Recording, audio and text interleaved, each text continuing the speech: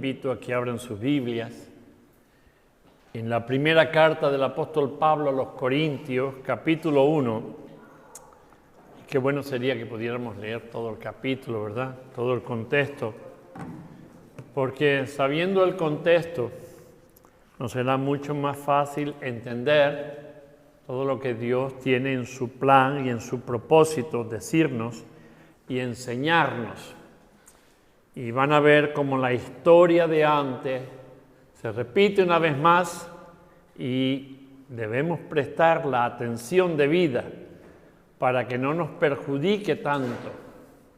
Así que 1 Corintios 1, voy a leerlo desde el verso 26 hasta el 27.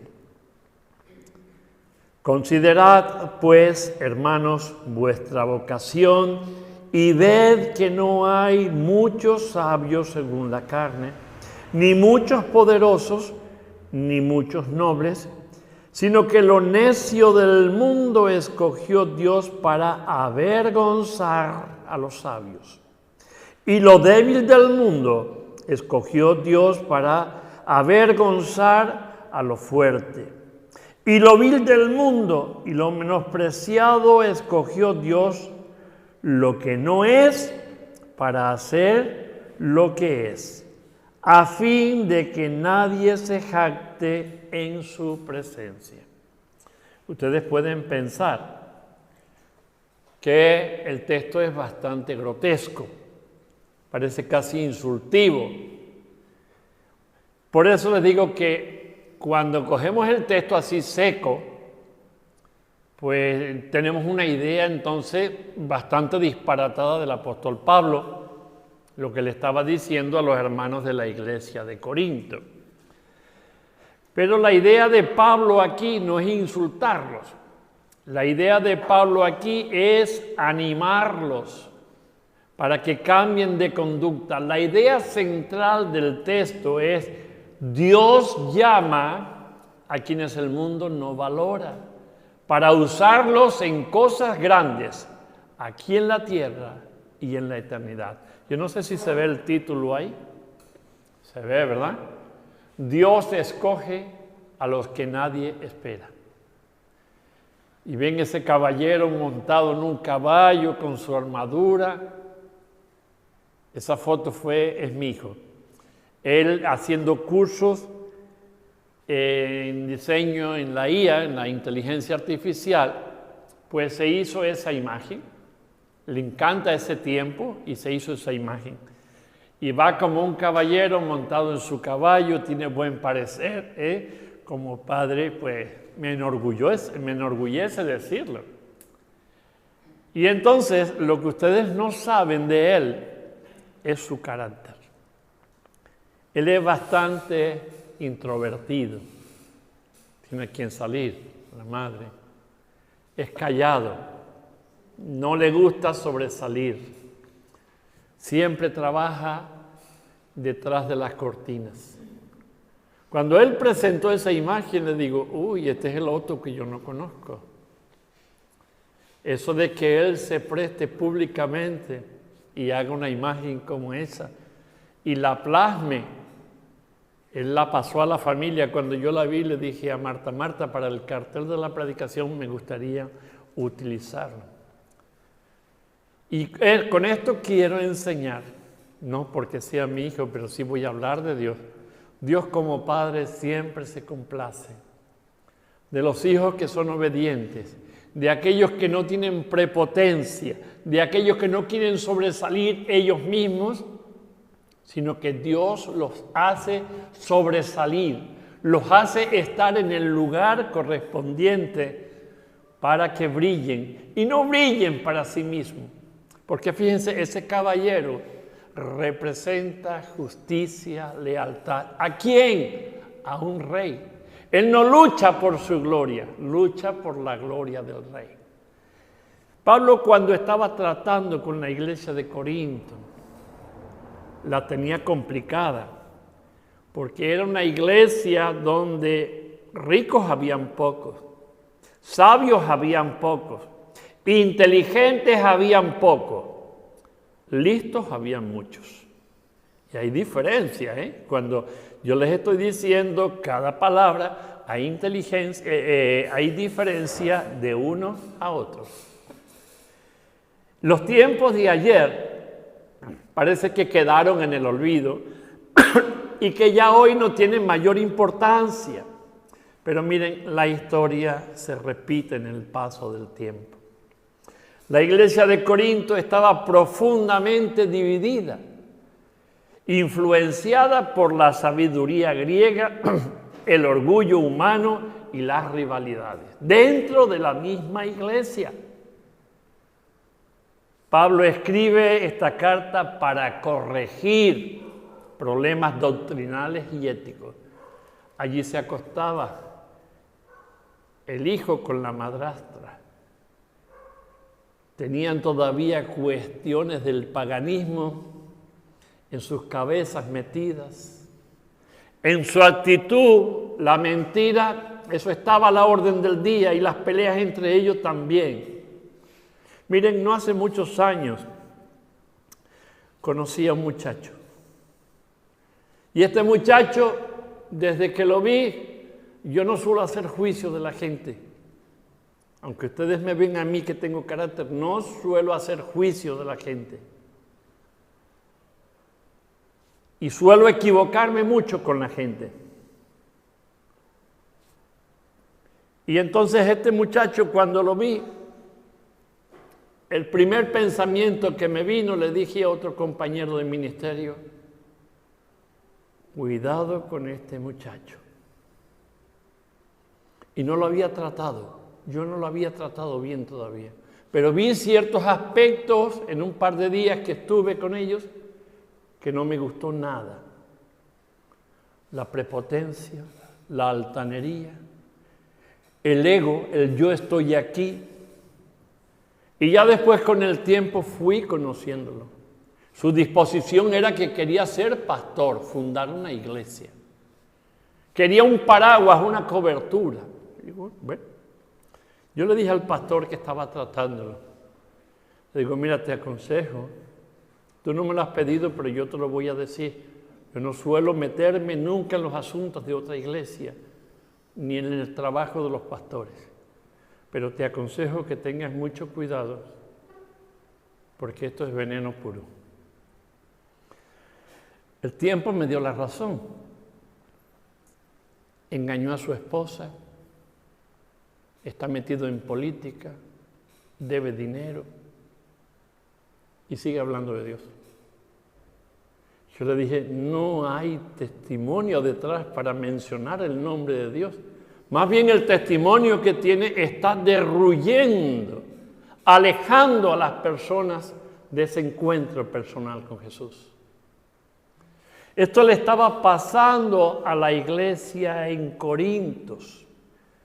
Allí, para que ustedes conozcan un poquito el contexto, entre los versículos 18 al 25, Pablo habla de la cruz como una locura. La gente, cuando nosotros le decimos que somos seguidores de Cristo, somos cristianos, se ríen de nosotros. ¿Por qué? Porque para ellos la locura, la cruz es una locura, de que alguien se dejara crucificar para salvar al resto de la humanidad.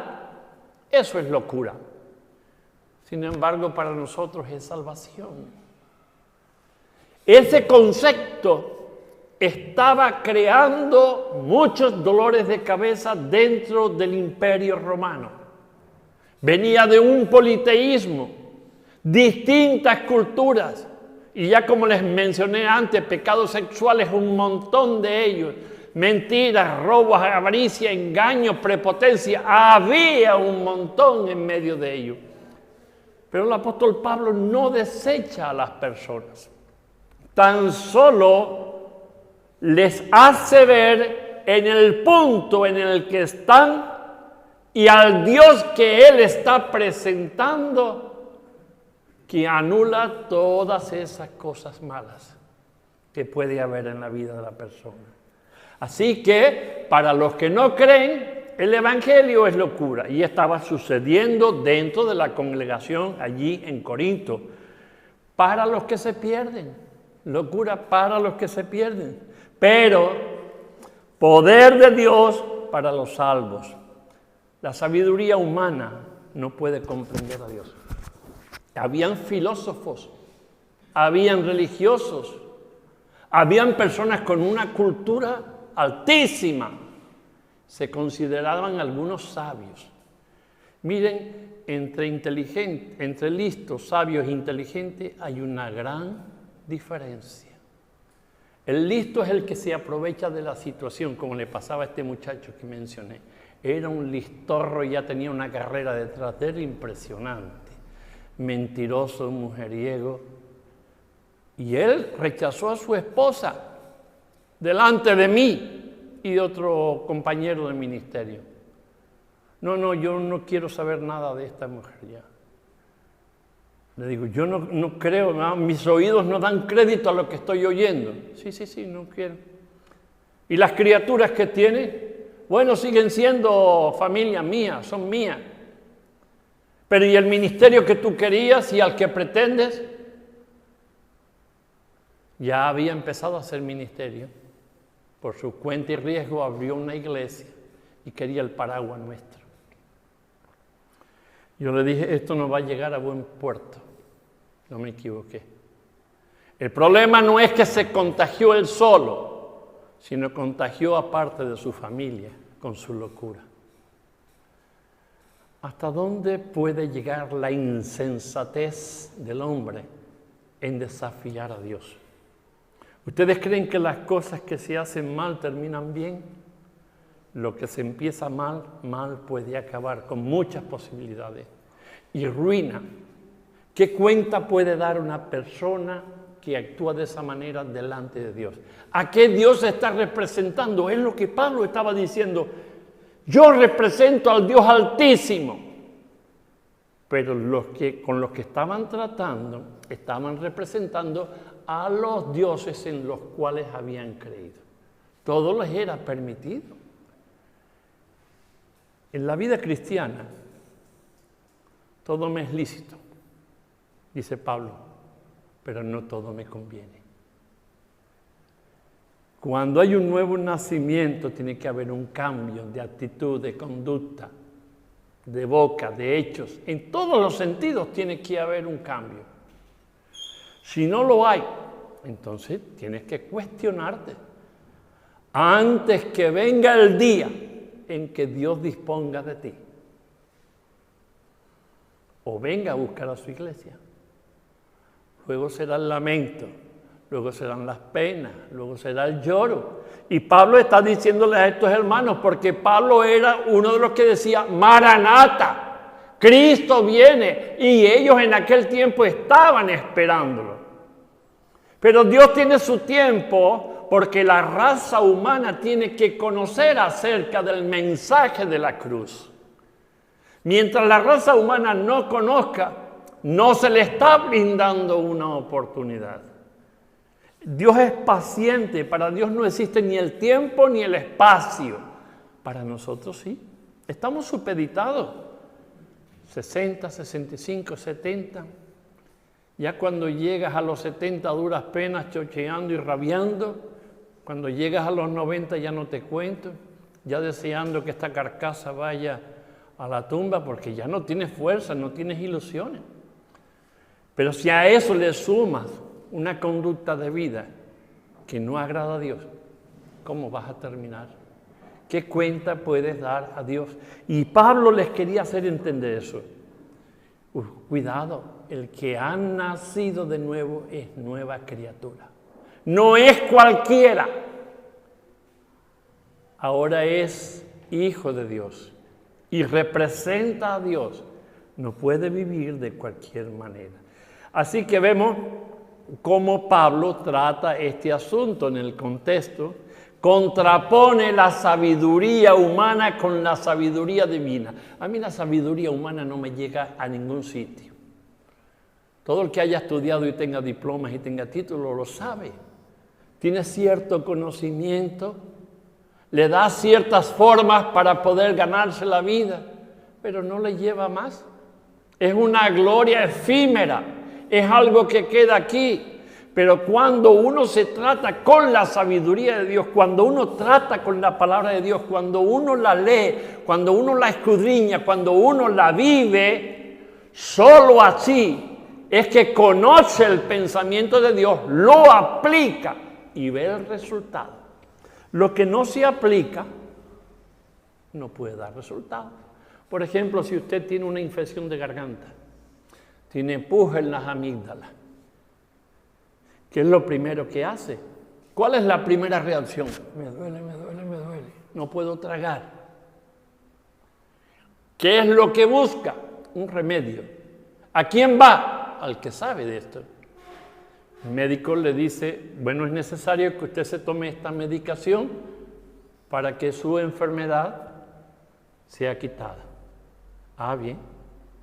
Pero resulta que yo voy, la compro, me la tomo un día, me la tomo dos, pero tengo que tomármela 10 días seguidos. No, pero en el segundo ya estoy bien, ya se me quitó todo. No, usted está dando pie a que esa afectación vuelva a salir con más purulencia, con más agresividad. Y al final usted va a terminar a perder el tiempo doblemente. Pablo está diciendo aquí eso, ¿no? Si no adquirimos el tratamiento completo por parte de Dios, si no lo aplicamos a nuestras vidas, vamos a ser almas errantes. Decimos ser, pero nuestros hechos dicen lo contrario y hacen lo contrario.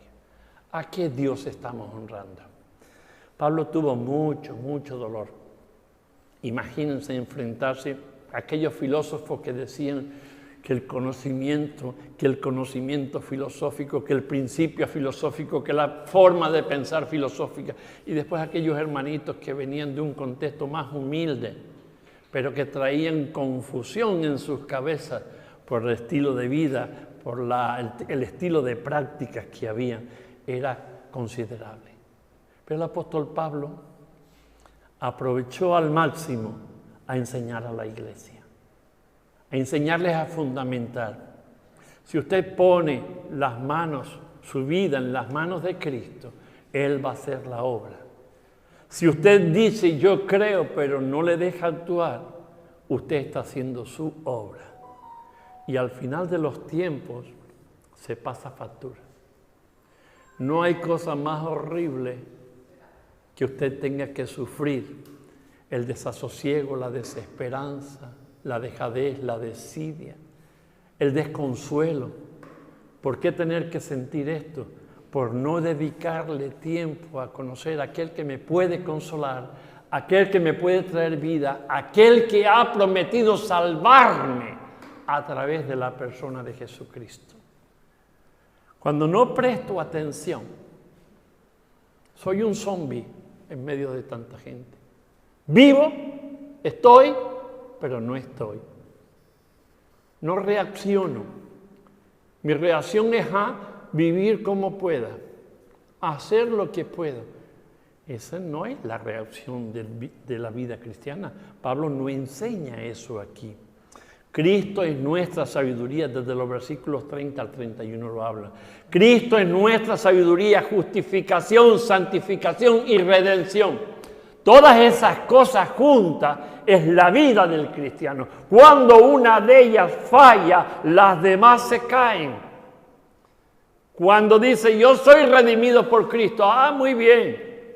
Ahora vamos a ver la conducta que usted mantiene, la posición que usted mantiene ante la sociedad y en la iglesia. Se coge más rápido a un mentiroso que a un cojo. Y coger a un cojo es fácil. El que corra un poquito, lo coge enseguida. Pero se coge más rápido un mentiroso que un cojo. Y no hay cosa más vergonzosa que te cojan en la mentira. ¿Qué respuesta vas a dar? No, es que, y te debates, y una mentira te lleva a la otra y a la otra. Cuando te das cuenta, estás tan mal que no quieres que nadie te vea, no quieres que nadie te toque, no quieres que nadie te visite, no quieres que nadie haga nada por ti. Porque la luz que trae te hace verte la oscuridad en la que tú vives. No estamos llamados para vivir en una oscuridad. El contexto político en el que se estaba viviendo, la ciudad de Corinto era rica y muy influyente, llena de comercio. Imagínense, aquello que te sales a la calle y ves de todo, de todos los placeres habidos y por haber, de todo tipo de comercio, algo que te atraía y te entretiene. Cuando estás aburrido en casa, ¿qué es lo que haces? Sales a dar un paseo. ¿Y dónde quieres ir? Donde tus ojos se entretengan. Aunque no vayas a comprar, solo entretener, matar el tiempo. Así era Corinto, tenía abundancia. Habían señores, habían filósofos, habían políticos, habían ricos, pero también habían gente muy pobres que estaban viniendo a la iglesia y que Pablo no quería bajo ningún concepto que los intoxicaran más de lo que estaban. Pablo estaba haciendo una labor tremenda. Pablo valoraba a cada uno de forma independiente. Pues aquella ciudad rica valoraba el conocimiento, la retórica, la situación social, el estatus social. Yo soy, yo tengo. Este muchacho del que yo les hablé antes iba buscando una posición social y la consiguió. Pero yo les voy a decir en la eternidad cuál va a ser su posición social. Si no cambia, abajo va a estar con una pala echando carbón al fuego. Las risas que ha tenido contra Dios, su actitud y su conducta. Lo que nosotros creamos que no se paga, que la justicia hace la vista gorda. Sí, la justicia hace la vista gorda. Pero hay uno que es juez de todo. Ese no hace la vista gorda. Si usted las hace, las paga. Dios en su santidad no va a permitir nuestros deslices. Por misericordia, dice, si has pecado, dice, abogado tienes para con el Padre a Cristo Jesús. ¡Reconcilia! Pero si tú esperas que pase el tiempo para reconciliar, mal vas. Fíjense, en el texto que yo leí, hay 4 palabras que parecen insultantes, pero que tienen su significado y que debemos interpretarlo conforme al contexto. Nunca cojan para interpretar una palabra suelta o un versículo suelto. Hay 4 palabras que se destacan en este texto: necio, débil, vil y lo que no es. Hoy lo voy a traducir al lenguaje de hoy, porque tiene su traducción también al griego. Pero vamos a trasladarlo a nuestro tiempo. El necio, lo que el mundo considera sin valor o lógica. ¿Quién es el necio para nosotros? El matado, el que se dedica a una vida fácil, el que hace cosas sin medir las consecuencias. Eso es un necio. El que no piensa. Ahora, yo no solo me refiero a las personas que andan por ahí, también dentro de las iglesias podemos tener necios, porque toman decisiones, hacen cosas que no honran, más bien deshonran. Como este chico que les hablé. Y lo voy a mencionar hasta la saciedad, porque me hervía la sangre cuando lo veía, que el nombre de Cristo estaba siendo pisoteado por él. Cuando la gente me veía y me decía, ese, menuda pieza. Así. Yo le decía, pero mira, ya no me digas más nada de él, ya, déjalo. Él dará cuenta a Dios. Dice, pero ¿qué se está representando? Dice que es cristiano. Dijo, yo no puedo hacer más nada de lo que he hecho. Ya he puesto en aviso a la iglesia. Que la iglesia tome la determinación. Si llega a estar en mis manos, ya lo hubiese sentado en el banquillo hace mucho tiempo. Y hasta que no se restaure con Dios, de allí no se levanta. Si quiere estar bien y si no, por la misma puerta que vino, que se marche. La vida cristiana no podemos estar poniendo parches calientes en el corazón de las personas. Tenemos que ser decididos. Dios aborrece al cobarde, aborrece al que hace mal las cosas y persiste en ellas. Y yo entonces en ese sentido soy tácito. Quizás me puedes engañar en muchas cosas. Quizás no aprecie en un momento, en el primer momento, cosas. pero no quiere decir que no las aprecie en el corto tiempo. Débil, personas sin recursos ni influencia. Había muchos hermanitos dentro de la congregación, eran débiles, porque los otros los pisoteaban. Y Pablo dice, ¿cómo? ¿Pisotear a estos hermanitos? ¿A santo de qué? Porque usted tiene posición social, usted tiene retórica, tiene filosofía, tiene... No, usted no se equivoque. Estos son tesoros preciados para Dios. Cuidado. Pablo sigue defendiendo la iglesia en el día de hoy. Sigue diciendo de que son tesoros preciados para Dios. La tercera palabra, vil, gente ignorada y despreciada, a los que la sociedad no quiere. Ese es un matado. Pues a esos matados son los que tenemos que traer a Cristo. A esos matados que la gente los desprecia son a los que hay que llevarle. Porque los grandes predicadores de la historia, los grandes hombres en la vida cristiana desde Cristo hasta nuestro tiempo, han salido del suburbio, de las partes más bajas, personas que nadie las consideraba ni la sociedad quería saber de ellos. Cuando cayeron en las manos de Cristo fueron transformadas, útiles y con un futuro halagüeño. Así somos en las manos de Cristo. No importa lo que hayamos sido, importa lo que vamos a hacer a partir del encuentro personal con Jesús. De ahí en adelante es que vamos a tener que dar cuenta. Porque lo pasado ya fue en la cruz perdonado. Era la tapa del cofre, del baúl, de donde estaba la vara de Aarón, el propiciatorio. Ya fue tapado. Cristo es el propiciatorio. Nos cubre, nos tapa. Aquello que fue, ya fue. Fue perdonado y lavado en la sangre del Cordero. Pero ahora mi conducta de aquí en adelante tiene que ser renovada cada día.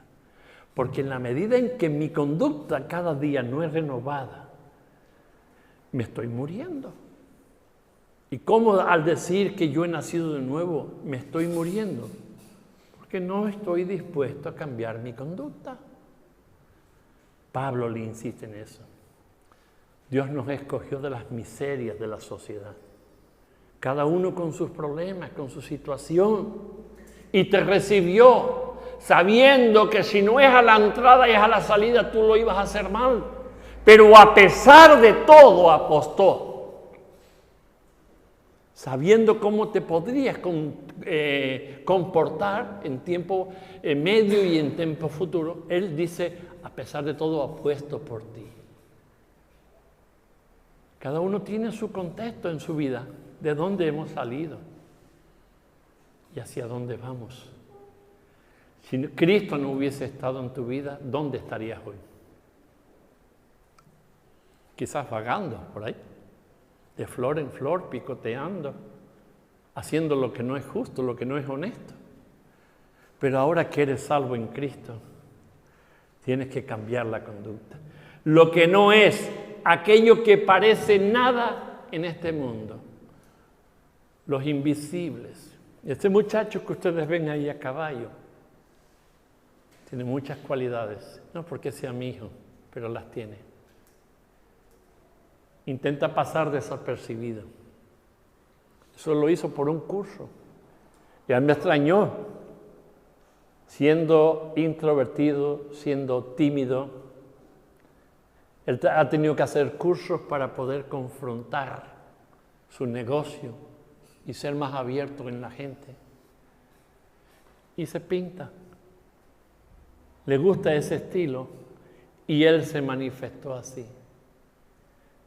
Cada uno de nosotros somos revestidos de la misma forma, con esa belleza, con esa coraza, montado en un caballo precioso, siendo defendiendo la verdad, para honrarnos a nosotros, no, para honrar a aquel que nos puso en esa posición. Sigo, porque el tiempo se me va muy rápido y no me da. Así que ¿Recuerdan cuando yo les contaba acerca del corredor aquel africano que ya casi le faltaba nada, un par de metros para llegar a la meta? Él no podía correr porque le dio un calambre y se quedaba cojeando. Y hay otra también muy similar a esa, donde iba casi entrando a la meta y el muchacho se desvió porque pensaba que había cogido el camino equivocado y se desvió porque pensaba que la meta estaba más adelante. Y el otro que iba detrás casi alcanzándolo, lo coge, lo para y le dice, no, por ahí no, por aquí. Esa es una. La otra es cuando por un tirón que ya no podía más, el muchacho se para. Podía haber ganado la carrera, pero él se sintió que debía hacerlo, agarrar a este africano, apoyarlo sobre sí, y cuando ya estaban a punto de cruzar la meta, lo empujó para que pasara. Él no quería, él buscaba la gloria, claro que buscaba su gloria, pero entendió que aquel se había ganado la gloria y que por una causa física o por un despiste, por poco la pierde. Cuando nosotros hacemos para honrar a otros, cuando nosotros hacemos para honrar a Dios, Dios nos honra. ¿Saben qué pasó cuando aquellos dos muchachos traspasaron la meta? Se levantó todo el podium completo. Y a nivel mundial eso se vio en televisión, un gran aplauso que no paraba. Una ovación, un reconocimiento de la humanidad de aquel corredor. Dios aplaude desde el cielo cuando nosotros obedecemos, cuando hacemos las cosas bien, cuando hacemos lo correcto, y se entristece mucho cuando hacemos lo incorrecto. Dios nos ha llamado templos del Espíritu Santo, y si Él vive en nosotros, lo que no podemos hacer es humillarlo, entristecerlo. Vivamos con respeto, conforme al corazón de Dios. Dios no quiere que nadie se pierda, que todos vengan al arrepentimiento. Dios te usa aún en tus debilidades, como tú eres. Pero cuando tienes un corazón disponible para Dios, da igual que no tengas muchos estudios, que no sepas hablar. Da igual que seas cojo como yo. Da igual que tengas cualquier defecto, que seas tartamudo como Moisés. Da igual. Cuando tu corazón le dice, Señor, aquí estoy dispuesto, Dios va a hacer grandes cosas contigo. Dios está dispuesto a utilizarte y cada uno de nosotros tiene su contexto, su estilo de vida, su forma de ser diferente. Dios usa tu debilidad para impactar a la sociedad. Dios no pasa por alto las cosas. Dios sigue trabajando y trabajando firme, beneficiando al ser humano. El plan es que Él reciba toda la gloria. Cuando Dios recibe la gloria, cuando yo soy un siervo fiel, cuando yo gano batallas, no las estoy ganando con mis fuerzas, con mi conocimiento. Están siendo ganadas con las fuerzas de Dios, están siendo ganadas con la sabiduría de Dios. Dios nos instruye y nos da lo mejor. No nos deja que nos desviemos a un lado u otro, nunca. Somos nosotros los que por cabezones, por incrédulos, por egoístas, por lo que sea, decidimos hacer las cosas. Nosotros mismos. Yo te pregunto, ¿cómo ha sido esta semana para ti? ¿Cuánto dolor has tenido? ¿Cuántas bendiciones, cuántas batallas ganadas? Cada uno sabe. ¿Qué estás dispuesto a hacer para que tu vida, tu tiempo presente y el futuro que Dios te permita aquí abajo, más el futuro eterno, qué estás dispuesto a hacer para honrarle? Dios escoge, te recuerdo, Dios escoge a los que nadie escogería. Dios escogió a Moisés. cuando él había cometido un asesinato, huye para el desierto. Dios escogió a hombres que dice, pero qué importancia tenían, qué relevancia tenían cuando eran marginados de la sociedad, cuando nadie les daba importancia. Dios escoge a los que nadie escogería. Hay un ministerio en Estados Unidos que se llama Paul Garden, el jardín de las flores o el jardín no sé qué, así se llama. Mi inglés no, ya ves, es perfecto, mi inglés no es bueno. Pero en ese ministerio se recogía a todos los borrachos que habían en Estados Unidos, a las prostitutas, a los vagabundos. Se les daba cobijo, se les daba abrigo, se les daba un abrazo, se les daba comida, se les daba una cama donde dormir para que no pasaran la noche a la intemperie. De ese ministerio que parece indecoroso, de ese ministerio al que muchos no se prestan para trabajar, han salido grandes hombres y grandes mujeres para estar al frente en la obra de Dios. Al más insignificante lo escogió Dios. ¿Ustedes creen que Pablo merecía estar en la posición en la que estaba, habiendo sido perseguidor y asesino? No, no tenía derecho. Él era un religioso. Consintió la muerte de Esteban y a no sé cuántos cristianos persiguió, porque su ideal religioso decía que la única religión era el judaísmo. Pero Dios lo escogió, cuando también otros que estuvieron con él. Pablo decía, este no vale. Pablo decía, apártalo, ese me es útil para el ministerio. Marcos. Podemos seguir sacando ejemplos y ejemplos de la Biblia para poder confirmar lo que les estoy diciendo a través de este texto de Corintios. Tú eres una persona amada para Dios. Da igual las condiciones en las que estés en este momento. Da igual de aquí para atrás lo que hayas hecho que no honre. En esta mañana Dios quiere honrarte. Dios quiere vestirte como este caballero. Hacerte útil. Lo que tú ganes, lo que hagas, es para honrarle a Él. Nada trajimos y mucho nos llevamos. Cuando vinimos al mundo, vinimos desprovistos de todo. Nos cuidaron, nos educaron, hemos crecido, tomamos decisiones propias. Pero esas decisiones propias pueden marcar una eternidad con Dios o una eternidad sin Dios. ¿Cómo se mide el nivel de la vida cristiana?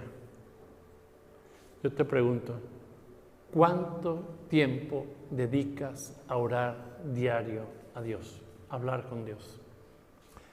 ¿Cuánto tiempo dedicas a conocer a Dios a través de su palabra? En el momento en que ésta no se use, en el momento en que nuestra conversación con Dios deje de ser una conversación y se convierta en una rutina, tú vas a notar el efecto enseguida, porque no vas a ser útil, ni para ti mismo, ni para el medio que te rodea. Cada jueves nosotros nos reunimos vía Zoom para orar. ¿Cuántos saben que estábamos reuniéndonos cada jueves? Si no lo sabían, ya lo saben. El termómetro de una iglesia se mide en el tiempo de oración y de dedicación a la palabra. Para ser sabios, para ser caballeros ungidos que peleen la batalla de Dios, tenemos que ser personas entregadas. Cada jueves a las 8:30 de la noche. El que no pueda estar aquí, la iglesia nos está abriendo. Estamos vía Zoom y allí cada uno de ustedes puede aportar la intercesión por miles y miles de almas. ¿Quién sabe de ustedes cómo está Oriente Medio? ¿Cómo está nuestra España? ¿Saben que nuestra España tiene una maldición desde el tiempo de los reyes católicos? España expulsó a los judíos y Portugal los expulsaron del territorio. Tocar la niña de los ojos de Dios es hacer un daño irremediable. Y hay una maldición sobre nosotros, hay como un velo negro donde el Evangelio cuesta llevar. Pero ahora que son conscientes de este asunto, son conscientes para orar. Señor, danos visión. Señor, danos paz. Señor, danos las fuerzas necesarias para ser conquistadores, para la gloria de tu nombre. Ayúdanos, Señor, somos un pueblo sencillo. Aquí no tenemos filósofos ni doctrinas equivocadas. Tenemos sana doctrina. Lo que nos hace falta es la disposición nuestra, la tuya, Aarón, la mía, la de Airán, Marta, la de cada uno de nosotros.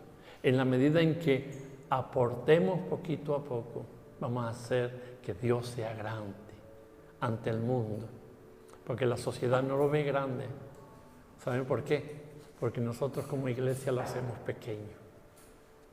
Si nosotros, salvos en Cristo, lo hacemos pequeño, ¿cómo puede tenerlo la sociedad? Más pequeño todavía. Despertemos a la realidad. Participa. Vive la vida. No digas ser lo que no eres. Hazlo para que Dios te honre. Tengas largos días. Disfrutes de sus bendiciones. Porque si no es así, se te van a pasar los años volando. La vida es efímera. ¿Quién ha cogido un cigarro en las manos? Yo he fumado. Y cogía una calada y soplaba, largaba el humo y enseguida se disipaba. ¿Dónde está el humo? No se ve, pero se huele. La fragancia que nosotros echamos se huele. Vamos a inclinar nuestra cabeza ahí donde estamos y pedirle al Señor que nos ayude a ser fieles con lo que somos. Somos gente sencilla, gente humilde, gente del pueblo, gente que con nuestras dificultades y nuestras adversidades queremos y ponemos a disposición de Dios. Señor, te damos gracias en la mañana de hoy por cada uno de los presentes. Señor, reforma lo que cada uno necesite y que sus vidas reflejen el amor hacia ti. Que el termómetro de sus vidas, Señor, sean sus rodillas ante ti, la lectura de tu palabra para conocer tu pensamiento. Señor, ayuda a esta congregación para que sea una congregación que interceda con gemidos indecibles desde lo profundo del corazón. Gima primeramente por una vida de santidad, por una vida de entrega, por una vida que lleve el mensaje más allá. La sociedad no apuesta por nosotros, pero tú apostaste por nosotros. Tú mandaste a tu Hijo Jesucristo a morir por nosotros, a ocupar nuestro lugar.